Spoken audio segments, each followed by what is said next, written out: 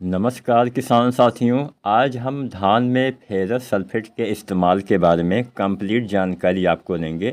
इससे पहले वाली वीडियो में हमने मैग्नीशियम सल्फेट के बारे में आपको बताया था। बहुत सारे किसान साथियों का उस वीडियो में बहुत सारा प्यार मिला। उसके कमेंट में बहुत सारे किसान साथियों ने फेरस सल्फेट के ऊपर वीडियो बनाने का सुझाव दिया था। तो हम आपके सुझाव पर यह वीडियो तैयार कर रहे हैं, जिसमें हम फेरस सल्फेट के बारे में एकदम कंप्लीट जानकारी आपको देंगे। धान की फसल में इस्तेमाल के फ़ायदे क्या हैं, कब आपको इस्तेमाल करना चाहिए, कितनी मात्रा में डालना चाहिए, किसके साथ आप डाल सकते हैं, किसके साथ आप नहीं डाल सकते हैं, फेरस सल्फेट की कमी के लक्षण क्या होते हैं, और तमाम जानकारी आज की वीडियो में सम्मिलित है। तो ज़्यादा टाइम यहाँ पे हम नहीं लेते हैं, सीधा जानते हैं आखिर फेरस सल्फेट है क्या। सबसे पहले हम यह जानते हैं किसान साथियों, फेरस सल्फेट में मुख्यतः दो तत्व होते हैं। एक होता है फेरस यानी लोहा, दूसरा होता है सल्फर। लगभग 19% इसमें जो होता है फेरस होता है, लोहा होता है, और 10.5-11% के आसपास सल्फर भी होता है। मुख्य रूप से लोहा यानी आयरन और सल्फर, ये दो तत्व होते हैं। आयरन एक सूक्ष्म तत्व होता है, लेकिन इसका बहुत बड़ा काम होता है। ये पौधे में क्लोरोफिल बनने में बहुत ही ज़रूरी कार्य करता है। पत्तियों को हरा रंग देता है, सूर्य की रोशनी से खाना बनाने में काफ़ी हेल्प करता है। अगर पत्तियां हरी नहीं रहेंगी तो पौधा भोजन सही से नहीं बना पाएगा। जब पौधे में भोजन अच्छे से नहीं बनेगा तो फसल की पैदावार कहाँ से आप ज़्यादा ले पाएंगे। अब सबसे पहले तो आपको इसकी कमी के लक्षण पहचानना है।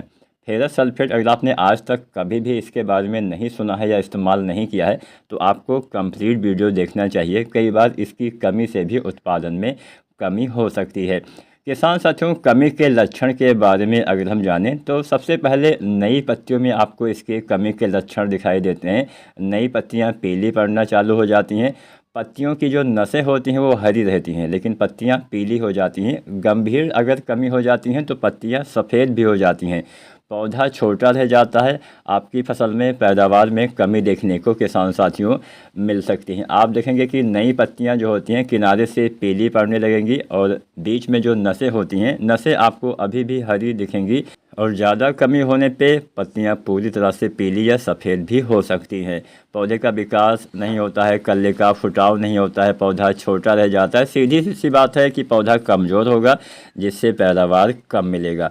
अब चलिए किसान साथियों, इसके कमी के लक्षण तो हमने जाने, इसके फ़ायदे के बारे में भी जान लेते हैं। पत्तियां हरी रहती हैं, गहरी हरी रहती हैं, प्रकाश संश्लेषण इससे बढ़ता है, पौधा स्वस्थ रहता है, अच्छे से विकसित होता है, कल्ले का अच्छा फुटाव होता है, उच्च पैदावार देखने को मिलती है, और मिट्टी का पीएच भी संतुलित होता है। अगर क्षारीय मिट्टी में इस्तेमाल करते हैं तो पीएच वैल्यू भी संतुलित करने का ये किसान साथियों कार्य करता है। प्रकाश संश्लेषण काफ़ी तेज़ी से होगा, और आपके पौधे में उत्पादन में भी किसान साथियों काफ़ी अच्छा लाभ देखने को मिलेगा।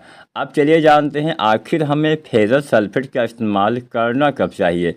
किसान साथियों, फेरस सल्फेट का इस्तेमाल आप चाहें तो अंतिम जुताई के समय कर सकते हैं, या 20-30 दिन पे आप कर सकते हैं। सबसे बढ़िया समय अगर पूछा जाए तो 20, 25 या 30 दिन का माना जाता है, क्योंकि अक्सर हम अंतिम जुताई के समय कोई ना कोई ऐसी खाद डालते हैं जिसके साथ आप फेरस सल्फेट नहीं डाल सकते हैं। तो आगे हम ये भी आपको बताएंगे कि फेरस सल्फेट किसके साथ डालें, किसके साथ न डालें। तो मात्रा के बारे में अगर हम जानें तो अपनी मिट्टी के हिसाब से मात्रा का चुनाव करना है। 8 से 10 किलो पर एकड़ तक आप उन क्षेत्रों में इसका इस्तेमाल कर सकते हैं जहां लोहे की कमी है, जहां उच्च क्षारीय मिट्टी होती है, जहां का पीएच क्षारीय होता है, और जहां की लोहे की उपलब्धता कम होती है। क्षारीय मिट्टी में इसकी उपलब्धता कम हो जाती है, तो वहां पे 8-10 किलो भी आप इसका इस्तेमाल कर सकते हैं, और ये दीर्घकालीन आवश्यकता को पूरा करेगा। अगर आपकी मिट्टी में बहुत गंभीर समस्या नहीं है, आप एक सामान्य पोषक तत्व के रूप में इसको देना चाहते हैं, तो आप इसकी 5 से 6-7 किलो मात्रा पर एकड़ के हिसाब से किसान साथियों आपको इस्तेमाल करना चाहिए। तो उम्मीद करते हैं आपको मात्रा के बारे में अच्छे से पता चल गया होगा। अगर गंभीर समस्या नहीं है तो आप 5 से 6-7 किलो तक डालिए, और अगर लोहे की कमी आपको दिखती है, जहाँ पे उच्च क्षारीय मिट्टी होती है, वहाँ पे 8-10 किलो आपको डालना पड़ेगा, क्योंकि उच्च क्षारीय मिट्टी में लौह तत्व की उपलब्धता कम हो जाती है। क्षारीय मिट्टी लौह की उपलब्धता को किसान साथियों कम कर देती है। अगर हम जानें कि अगर आप स्प्रे की बात करें, समय मैंने बताया कि 20, 25 या 30 दिन तक अगर आप मिट्टी में डालते हैं तो सबसे अच्छा समय होता है, क्योंकि हम कुछ खादों के साथ इसको रोपाई के साथ नहीं डाल सकते हैं, जो मैं आगे आपको बताने वाला हूं। इसका इस्तेमाल दो तरह से कर सकते हैं। एक तो हमने मिट्टी में इस्तेमाल किया, दूसरा होता है छिड़काव विधि से इसका प्रयोग करना। आप इसका स्प्रे विधि से भी किसान साथियों प्रयोग कर सकते हैं। सामान्यतः किसान साथियों लगभग 500 ग्राम मात्रा प्रति एकड़ के हिसाब से डाल सकते हैं। बहुत कम कमी के लक्षण आपको दिखाई देते हैं तो 300-400 ग्राम भी आप अपने हिसाब से प्रयोग कर सकते हैं।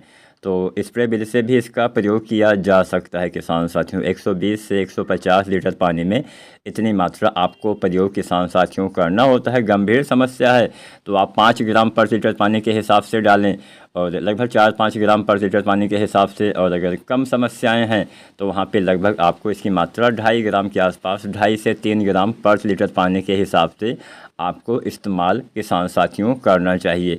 तो इस मात्रा से आप इसका प्रयोग कर पाएंगे। किसान साथियों इसको अकेले आपको इस्तेमाल नहीं करना है, यूरिया के साथ आप इस्तेमाल कर सकते हैं। 2 किलो के आसपास प्रति एकड़ के हिसाब से 2-3 किलो यूरिया आप यूज़ कर सकते हैं। साथ में बहुत सारे किसान साथी जिंक डालते हैं, मैग्नीशियम डालते हैं। तो एक फार्मूला है, आपको मैं फटाफट बता देता हूँ, जिसमें हम 4-5 चीज़ों का इस्तेमाल करते हैं। मैग्नीशियम सल्फेट लीजिए 1 किलो, फेरस सल्फेट 400 ग्राम 500 ग्राम तक लीजिए। साथ में आपको लेना है जिंक, 33% वाला लेते हैं तो लगभग आपको 700 ग्राम, या 21% वाला 1 किलो, या 12% वाला जो चिलेटेड वाला आता है लगभग आपको इसकी 100 से 150 ग्राम मात्रा लेनी है। साथ में 2 किलो यूरिया लेना है। ये सभी चीज़ें आप जो है घोल के स्प्रे करेंगे तो इससे बढ़िया फ़ायदा मिलता है। कब आपको इस्तेमाल करना है? सुबह या शाम के समय इस्तेमाल करिए। बहुत तेज़ धूप या बहुत तेज़ हवा का प्रकोप ना हो तब इस्तेमाल करिए। और 15 दिन के अंतराल पे आप 2-3 बार भी जो है इसका इस्तेमाल किसान साथियों कर सकते हैं। अब जाने कैसे आपको इस्तेमाल करना है। जब आपको नई पत्तियों में पीलापन या लोहे की कमी दिखे तो तुरंत आपको छिड़काव करना है। तब मिट्टी में डालने से क्या होता है कि मिट्टी में जो हम चीज़ें डालते हैं उसका पौधे जल्दी से जो है प्रयोग नहीं कर पाते हैं, तो इस बात का ध्यान देना है। अगर आप चिलेटेड फेरस का इस्तेमाल करते हैं तो उसकी मात्रा कम हो जाएगी। लगभग 120 ml प्रति एकड़ के हिसाब से 120 लीटर पानी में घोल के छिड़काव करना होता है, यानी 1 ml प्रति लीटर पानी के हिसाब से जो चिलेटेड वाला आता है, चिलेटेड फेरस, उसका इस्तेमाल आपको करना होता है। सुबह शाम के समय ही छिड़काव करने से आपको ज़्यादा फ़ायदा किसान साथियों मिलेगा। अब चलिए जानते हैं किसके साथ इसका इस्तेमाल कर सकते हैं। जैसा कि मैंने पहले आपको बताया, अगर आप इसका इस्तेमाल यूरिया मिट्टी में डालने वाले हैं तो यूरिया, जिंक, पोटास इसके साथ कर सकते हैं। अधिकांश कीटनाशक या फफूंदनाशक के साथ इसका इस्तेमाल किया जा सकता है। अगर हम जानें किसके साथ नहीं मिलाना है तो कैल्शियम नाइट्रेट के साथ या अन्य कैल्शियम वाली खादों के साथ नहीं मिलाना है। उच्च फास्फोरस वाले खादों के साथ जैसे DAP या जो आपका MAP आता है उसके साथ नहीं मिलाना है। यूरिया के साथ इसका छिड़काव विधि से प्रयोग कर सकते हैं। जिंक सल्फेट, पोटास के साथ मिट्टी में डाल सकते हैं। अधिकांश घुलनशील कीटनाशकों और फफूंदनाशकों के साथ इसका इस्तेमाल किया जा सकता है। किसान साथियों बेहद ज़रूरी है कि कैल्शियम नाइट्रेट या कैल्शियम वाले उर्वरक के साथ इसको बिल्कुल भी ना मिलाएं, क्योंकि इससे ये अघुलनशील पदार्थ बन जाएगा जो पौधे इसका उपयोग नहीं कर पाएंगे। खासकर DAP या MAP के साथ इसका इस्तेमाल नहीं करना चाहिए।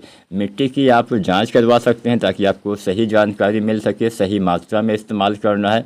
मिश्रण तैयार करने के बाद तुरंत ही आपको उसका उपयोग करना है, और सही मात्रा का उपयोग करिएगा किसान साथियों, ताकि इसका ज़्यादा फ़ायदा आपको देखने को मिल सके। आप चाहें तो घोल टेस्ट भी कर सकते हैं। फेरस सल्फेट घोलिए और जो भी आपको घोलना हो कुछ मात्रा में आप उसमें डालिए, मतलब एक हल्का सा घोल बनाइए कम मात्रा में, ताकि आपको अपनी तरफ से भी खुद आपको सावधान रहना है। क्या अगर कोई घोल फट जाता है या बहुत ज़्यादा उसमें गर्माहट आ जाती है तो उसके साथ आपको वो चीज़ नहीं यूज करना होता है। तो आप इस्तेमाल करने से पहले कुछ मात्रा में आप घोल टेस्ट अवश्य करें, ताकि आपको भी अपनी तरफ से अपनी तरफ से एक मिल सके कि हाँ हमने इसको डाला और ये चीज़ काम करेगी। और अगर आप स्प्रे करते हैं तो आपको सुबह या शाम के समय ही, जब तापमान कम हो, तेज़ धूप में आपको नहीं देना होता है।